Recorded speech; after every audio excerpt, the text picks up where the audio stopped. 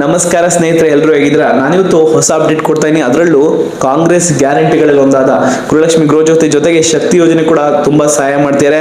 ಇವಾಗ 15% bus charge ನಿಮ್ಗೆ ಜಾಸ್ತಿ ಆಗೋದು KSRTC, BMTC, ವಾಯವ್ಯ, ಕಲ್ಯಾಣ ಸಾರಿಗೆಗಳಲ್ಲಿ ಜಾಸ್ತಿ ಆಗಿ ನಿಮ್ಗೆಲ್ಲರೂ ಗೊತ್ತಿದೆ. ಅದನ್ನ ಹೊಸ ನ್ಯೂಸ್ ಅಲ್ಲ. ಹಾಗೂ ಗಂಡು ಮಕ್ಕಳು ತುಂಬಾ ಫ್ರಸ್ಟ್ರೇಷನ್ ಆಗಿದ್ದಾರೆ, ತುಂಬಾ ಯೋಚನೆ ಮಾಡ್ತಾರೆ ಏನಪ್ಪ ಇಷ್ಟೊಂದು ಜಾಸ್ತಿ ಆಗಿದೆ ಅಂತ. ಇವಾಗ ಹೆಣ್ಣು ಮಕ್ಳಿಗೆ ಒಂದು ಶಾಕಿಂಗ್ ನ್ಯೂಸ್ ಕಳಿದೆ. ಎಲ್ಲ ಹೆಣ್ಣು ಮಕ್ಳಿಗೆ ಗುಡ್ ನ್ಯೂಸ್ ಬರುತ್ತೆ ಕಾಂಗ್ರೆಸ್ ಗ್ಯಾರಂಟಿ ಸರ್ಕಾರದಿಂದ. ಆದ್ರೆ ಇವಾಗ ಒಂದು ಶಾಕಿಂಗ್ ನ್ಯೂಸ್ ಅಂದ್ರೆ, ಇವಾಗ ಯಾವ್ದೇ ಆಧಾರ್ ಕಾರ್ಡ್ ಇಟ್ಕೊಂಡು ಓಡಾಡ್ತೀರಾ, ಪ್ರಯಾಣ ಮಾಡ್ತೀರಾ ಅಂತಂದ್ರೆ ನಿಮಗೆ ಸ್ಮಾರ್ಟ್ ಕಾರ್ಡ್ ಇರಲೇಬೇಕು ಅನ್ನೋದು ನಿಮ್ಗೆ ಗೊತ್ತಿದೆ. ಸ್ಮಾರ್ಟ್ ಕಾರ್ಡ್ ರೂಲ್ಸ್ ಏನು, ಸ್ಮಾರ್ಟ್ ಕಾರ್ಡ್ ರೆಗ್ಯುಲೇಷನ್ಸ್ ಏನು, ಏನಿದೆ ಸ್ಮಾರ್ಟ್ ಕಾರ್ಡು, ಏನ್ ಕತೆ, ಇದು ಯಾಕೆ ಶುರು ಆಯ್ತು, ಎಲ್ಲ ಮಾಹಿತಿ ವಿಡಿಯೋ ಸಂಪೂರ್ಣ ನೋಡಿ. 15% ಟಿಕೆಟ್ ಪ್ರೈಸ್ ಜಾಸ್ತಿ ಆಗಿದೆ, ನಿಮ್ಗೆಲ್ಲ ಗೊತ್ತಿರೋದು. ಜನವರಿ 15ರಿಂದ 5ನೇ ತಾರೀಕಿಂದ ನೀವೆಲ್ಲ ಶುರು ಆಗಿದೆ. ನೆಕ್ಸ್ಟ್ ಅಂದ್ರೆ ಮತ್ತೆ ಜಾಸ್ತಿ ಆಗುತ್ತಾ ಅಂತ ಕೂಡ ಮಾಹಿತಿ ಬರ್ತಿದೆ.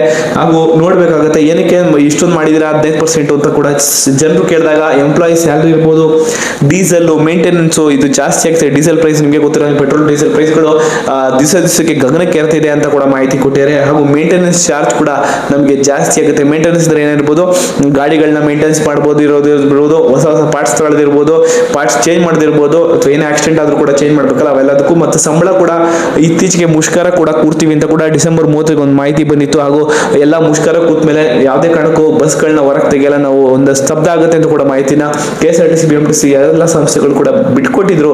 ಅದು ಸರ್ಕಾರ ಜೊತೆ ಒಂದು ಮಾತಾಡಿ ಅವ್ರು ಆ ಮಾತುಕತೆ ಆದ್ಮೇಲೆ ಇವಾಗ 15% ಟಿಕೆಟ್ ಪ್ರೈಸ್ ಕೂಡ ಜಾಸ್ತಿ ಆಗಿದೆ. ನೀವು ಬೆಂಗಳೂರಿಂದ ಹುಬ್ಳಿ ಕಡೆ ಏನಾದ್ರು ಹೋಗ್ತೀರಾ ಅಂದ್ರೆ 490 ರೂಪಾಯಿ ಇರೋದು 563 ರೂಪಾಯಿ ಆಗಿದೆ ಇವಾಗ. ಬೆಂಗಳೂರಿಂದ ಬೆಳಗಾವಿಗೆ ಹೋಗ್ತೀರಾ ಅಂದ್ರೆ 610 ರೂಪಾಯಿ ಇತ್ತು ಮುಂಚೆ, ಇವಾಗ 697 ರೂಪಾಯಿ ಆಗಿದೆ. ಬೆಂಗಳೂರಿಂದ ಬಳ್ಳಾರಿ ಸೈಡ್ ಹೋಗ್ತೀರಾ ಅಂದ್ರೆ 378 ರೂಪಾಯಿ ಟಿಕೆಟ್ ಪ್ರೈಸ್ ಇರೋದು ಇವಾಗ 474 ಆಗಿದೆ. ಬೆಂಗಳೂರಿಂದ ಚಿಕ್ಕಮಗಳೂರು ಹೋಗ್ತೀರಾ ಅಂದ್ರೆ 290ರಿಂದ 326 ರೂಪಾಯಿ ಆಗಿದೆ. ಬೆಂಗಳೂರಿಂದ ಮೈಸೂರು, ಬೆಂಗಳೂರು ಪಕ್ಕದಲ್ಲಿರೋ ಮೈಸೂರಿಗೆ ಮುಂಚೆ 140 ರೂಪಾಯಿ ಟಿಕೆಟ್ ಪ್ರೈಸ್ ಇದೆ, ಇವಾಗ 166 ರೂಪಾಯಿ ಆಗಿದೆ. 100 ರೂಪಾಯಿ ಟಿಕೆಟ್ ಪ್ರೈಸ್ ಇರೋದು 15 ರೂಪಾಯಿ ಜಾಸ್ತಿ ಆಗಿ 115 ರೂಪಾಯಿ ಜಾಸ್ತಿ ಆಗುತ್ತೆ. ಅದೇ ರೀತಿ ನೀವೇನಾದ್ರೂ ಟಿಕೆಟ್ ಪ್ರೈಸ್ ಆಗ್ಲೇ 500 ಇದ್ರೆ ನೀವು ಯೋಚನೆ ಮಾಡಬೇಡಿ, ಅಲ್ಲೇ 75 100 ರೂಪಾಯಿ ಮತ್ತೆ ಜಾಸ್ತಿ ಆಗುತ್ತೆ. ಆ ಕಾರಣಕ್ಕೋಸ್ಕರ ಬೆಂಗಳೂರಿಂದ ಹುಬ್ಳಿ ಆಗಲಿ, ಬೆಂಗಳೂರಿಂದ ಚಿಕ್ಕಮಗಳೂರು ಆಗಲಿ, ಅಥವಾ ನಿಮಗೆ ಬೆಂಗಳೂರಿಂದ ಬೆಳಗಾವಿ ಆಗಲಿ, ಬೆಂಗಳೂರಿಂದ ಉತ್ತರ ಕರ್ನಾಟಕದ ಜಿಲ್ಲೆಗಳಿಗೆ ತುಂಬಾನೇ ಜಾಸ್ತಿ ಆಗಿದೆ ಟಿಕೆಟ್ ಪ್ರೈಸ್ ಅಂತ ಹೇಳ್ಬೇಕು. ಅಷ್ಟು ಜನ ಆಕ್ರೋಶ ವ್ಯಕ್ತಪಡಿಸ್ತಿದ್ದಾರೆ. ಇದೆಲ್ಲ ನಡೆಯುತ್ತೆ. ಹಾಗೂ ಹೊಸ ಬಸ್ಗಳಂತೂ KSRTC ಇದೆ. ಹಾಗೂ ನಮ್ಮ KSRTC ಬಸ್ಗಳು ನಮ್ಮ ಕರ್ನಾಟಕ ಬಿಟ್ರೆ ಬೇರೆ ಯಾವ ರಾಜ್ಯದಲ್ಲೂ ಇಂಥ ಫ್ಲೀಟ್ ಆಫ್ ಬಸ್ಸಸ್ ಇಲ್ಲ, ನಾನು ನೋಡೇ ಇಲ್ಲ. ನೀವು ಕೂಡ KSRTC ಬಸ್ಗಳನ್ನ ಇಷ್ಟಪಡ್ತೀರಾ ಅಂತ ಕೂಡ ಕಮೆಂಟ್ ಮಾಡಿ ತಿಳಿಸ್ಕೊಡಿ. KSRTC ಬಸ್ಸಲ್ಲಿ ಇನ್ನೊಂದು ಏನಕ್ಕೆ ಸ್ಮಾರ್ಟ್ ಕಾರ್ಡ್ ಬಂದಿದೆ. ಸ್ಮಾರ್ಟ್ ಕಾರ್ಡ್ ಮಾಡಿಸೋದು ಮ್ಯಾಂಡೇಟರಿ ಅಂತ ಕೂಡ ನೀವೇನಾದ್ರು ಕೇಳಿದ್ರೆ,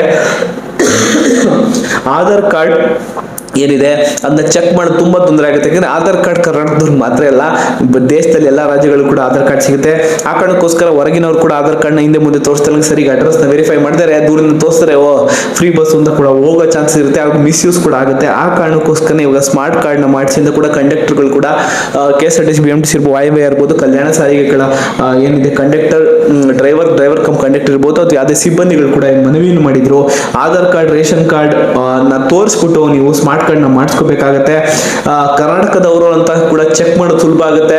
ಹೊರಗಿನವ್ರು ಕೂಡ ಯಾವುದೇ ಕಾರಣಕ್ಕೂ ಫ್ರೀ ಆಗಿ ಬಸ್ ಅಲ್ಲಿ ಹೋಗೋ ಚಾನ್ಸಸ್ ಇರಲ್ಲ.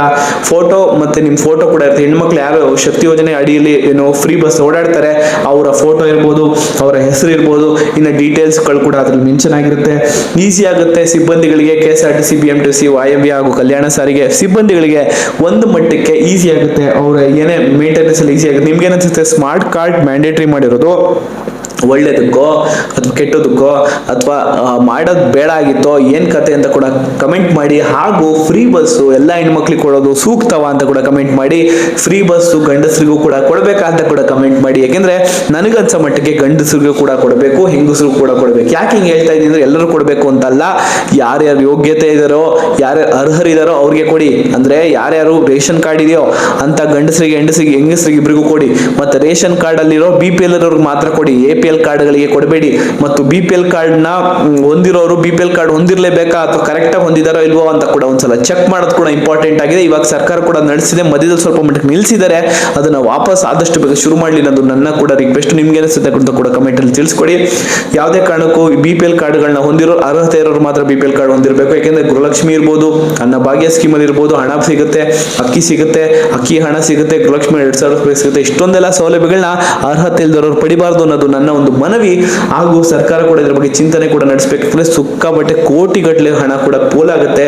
ಒಂದು ಒಳ್ಳೆಯವರಿಗೆ ಸೇರ್ಬೇಕು, ಕರೆಕ್ಟ್ ಆಗಿರೋ ಸೇರ್ಬೇಕು ಅನ್ನೋದು ನನ್ನ ಭಾವನೆ. ನಿಮ್ಗೆ ಏನಿಸುತ್ತೆ ಅಂತ ಕೂಡ ನಮಗೆ ಕಮೆಂಟ್ ಅಲ್ಲಿ ತಿಳಿಸ್ಕೊಡಿ. ಇದೇ ರೀತಿ ಯಾರು 60 ವರ್ಷ ಮೇಲ್ಪಟ್ಟರು ಗಂಡಸರು ಹೆಂಗಸರು ಕೊಡ್ಲಿ, ಹಾಗೂ ಓದ್ತಿರೋ ವಿದ್ಯಾರ್ಥಿಗಳಿರ್ಬೋದು, ಏನೇ 1ನೇ ಕ್ಲಾಸಿಂದ ಹಿಡಿದು ಏನೇ ಸ್ನಾತಕೋತ್ತರ ಪದವಿ ಇರ್ಬೋದು, ಟೆಕ್ನಿಕಲ್ ಕೋರ್ಸ್ ಇರ್ಬೋದು, MBBS MD ಏನೇ ಓದ್ತಿದ್ದಾರೆ ಅಂದ್ರೆ 100 ಕಿಲೋಮೀಟರ್ ಆದ್ರೂ ಮಿನಿಮಮ್ ಅವ್ರಿಗೆ ಫ್ರೀ ಬಸ್ ನ ಕೊಟ್ರೆ ಅವರ ಓದಲ್ಲಿ ಏನು ಖರ್ಚೆಲ್ಲ ಇರುತ್ತೆ ಅವ್ರಿಗೆ ಒಂದು ಖುಷಿ ಸಿಗುತ್ತೆ. ಅವರ ಏನು ಓದಿಸ್ತಿರೋ ಅವರ ತಂದೆ ತಾಯಿಗೆ ಕೂಡ ತುಂಬಾ ಹೆಲ್ಪ್ ಆಗುತ್ತೆ ಅನ್ನೋದು ನನ್ನ ಆಶಯ.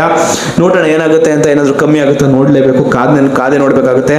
ಅಪ್ಲಿಕೇಶನ್ ಇನ್ನ ಓಪನ್ ಆಗಿಲ್ಲ. ಅಪ್ಲಿಕೇಶನ್ ಓಪನ್ ಆಗಿದೆ ಅಂದ್ಬಿಟ್ಟು ನೀವೇನಾಗಿ ಅಕ್ಕಪಕ್ಕದವ್ರು ನಿಮ್ಗೆ ಏನಾದ್ರು ಮೋಸ ಮಾಡೋ ಚಾನ್ಸಸ್ ಇರುತ್ತೆ. ಓಪನ್ ಆಗಿದೆ ಅಪ್ಲಿಕೇಶನ್, ಸ್ಮಾರ್ಟ್ ಕಾರ್ಡ್ ಮಾಡ್ಕೊಡ್ತೀವಿ ಅಂದ್ಬಿಟ್ಟು 100-200 ರೂಪಾಯಿ ಕಿತ್ಕೋತಾರ. ಮಾಡಕ್ ಹೋಗ್ಬೇಡಿ. ಈಗ ಸದ್ಯಕ್ಕಿನ್ನ ಸ್ಮಾರ್ಟ್ ಕಾರ್ಡ್ ಇಂದು ಡೀಟೇಲ್ಸ್ ಬಂದಿಲ್ಲ. ಸ್ಮಾರ್ಟ್ ಕಾರ್ಡ್ ಡೀಟೇಲ್ಸ್ ನ ಸರ್ಕಾರ ಬಿಡುಗಡೆ ಮಾಡಿದ ತಕ್ಷಣ ನಾನು ವಿಡಿಯೋಲಿ ತರ್ತೀನಿ. ಆವಾಗ ಹೋಗ್ಬಿಟ್ಟು ಒಂದು ಅಫಿಷಿಯಲ್ ಸೋರ್ಸ್ ಇಂದ ಹೋಗಿ ಕರೆಕ್ಟ್ ಆಗಿ ನಮ್ಮ ಆಧಾರ್ಗೆ ಅಪ್ಲೈ ಮಾಡಿ. ನನ್ಗನ್ಸೋ ಮಟ್ಟಕ್ಕೆ ಯಾವುದೇ ಕಾರಣಕ್ಕೂ ಫ್ರೀ ಆಗಿ ಕೊಡ್ತಾರೆ. ದುಡ್ಡು ಇಸ್ಕೊಂಡೆಲ್ಲ ಸ್ಮಾರ್ಟ್ ಕಾರ್ಡ್ ನ ಕೊಡಲ್ಲ ಅನ್ಸುತ್ತೆ. ನಿಮ್ಗೆ ಅನಿಸುತ್ತೆ ಅದನ್ನು ಕೂಡ ಕಮೆಂಟ್ ಅಲ್ಲಿ ತಿಳಿಸ್ಕೊಡಿ. ಹಾಗೂ ಏನಿದೆ ಶಕ್ತಿ ಯೋಜನೆಯಲ್ಲಿ ಇದೆಲ್ಲ ಚೇಂಜ್ ಆಗ್ತಿರೋದು 15% ಕೂಡ ದುಡ್ಡು ಜಾಸ್ತಿ ಮಾಡೋದು ಕೂಡ ಏನ್ ಅನ್ಸುತ್ತೆ ನಿಮ್ಮ ಅನಿಸಿಕೆ ಅಂತ ಕೂಡ ಟೈಪ್ ಮಾಡಿ ಕಳಿಸಿ. ಅದ್ರ ಬಗ್ಗೆ ಕೂಡ ವಿಡಿಯೋ ಮಾಡ್ತೀನಿ. ಸ್ಮಾರ್ಟ್ ಕಾರ್ಡ್ ಯಾವಾಗ ಬಿಡುಗಡೆ ಮಾಡ್ತಾರೆ, ಏನೇನು ಡಾಕ್ಯುಮೆಂಟ್ಸ್ ಬೇಕು, ಏನ್ ಕತೆ, ಎಲ್ಲ ಅಪ್ಲೈ ಮಾಡೋದು ಆಫ್ಲೈನ್ ಆನ್ಲೈನ್, ಯಾವ ಸೇವಾ ಕೇಂದ್ರಗಳಿಗೆ ಹೋಗ್ಬೇಕಾ, ಬೆಂಗಳೂರು ಒಂದು ಮೈಸೂರು ಒಂದು ಸಿಗುತ್ತಾ, ಅಥವಾ ಆನ್ಲೈನ್ ಅಂದ್ರೆ ಹೊಸ ಅರ್ಜಿನೇ ಓಪನ್ ಮಾಡ್ತಾರಾ? ಯಾಕಂದ್ರೆ ಗೃಹ ಜ್ಯೋತಿ ಕೂಡ ಹಂಗೆ ಆಗಿತ್ತು. ನಿಮ್ಮ ಡೀಟೇಲ್ಸ್ ಕೂಡ ಎಲೆಕ್ಟ್ರಿಸಿಟಿ ಬಿಲ್ ಕೂಡ ಲಾಸ್ಟ್ ಮಂತ್ ಇಂದ ಅಪ್ಲೈ ಮಾಡಬೇಕು ಅಂತ ಅವಾಗೆಲ್ಲ ಶುರು ಆದಾಗ ಆಲ್ಮೋಸ್ಟ್ 1 ವರ್ಷದಿಂದ ಕೂಡ ನೀವೆಲ್ಲ ಅಪ್ಲೈ ಮಾಡಿರ್ತೀರಾ ಅಂತ ಕಾಣುತ್ತೆ. ಇದೆಲ್ಲ ಮಾಹಿತಿ ಆಯ್ತು ಸ್ಮಾರ್ಟ್ ಕಾರ್ಡ್ ಇಂದು. ನಿಮ್ಗೆ ಅನ್ಸುತ್ತೆ ಸ್ಮಾರ್ಟ್ ಕಾರ್ಡ್ ಬೇಕೋ ಬೇಡವೋ ಏನಂತ ಕೂಡ ಕಮೆಂಟ್ ತಿಳಿಸ್ಕೊಳ್ಳಿ. ಇದೇ ರೀತಿ ನಮ್ಮ ಚಾನಲ್ಗೆ ಜೊತೆಗಿರಿ. ನಿಮ್ಗೆ ಯಾವುದೇ ರೀತಿ ಹೊಸ ಅಪ್ಡೇಟ್ ಬಂದ ಸರ್ಕಾರೇತರದ್ದು ಜಾಬ್ಸ್ ಇರ್ಬೋದು, ಹೊಸ ಬಿಸ್ನೆಸ್ ಐಡಿಯಾ ಇರ್ಬೋದು, ಇದೇ ರೀತಿ ಹೊಸ ಅಪ್ಡೇಟ್ಗಳು ನಮ್ಮ ಚಾನಲ್ಗೆ ಬರ್ತಿರುತ್ತೆ. ನಾನು ಮಿಸ್ ಮಾಡ್ಕೋಬಾರ್ದು. ಚಾನಲ್ಗೆ ಸಬ್ಸ್ಕ್ರೈಬ್ ಮಾಡ್ಕೊಂಡು ಸಪೋರ್ಟ್ನ ಹೀಗೆ ಮುಂದುವರಿಸಿ.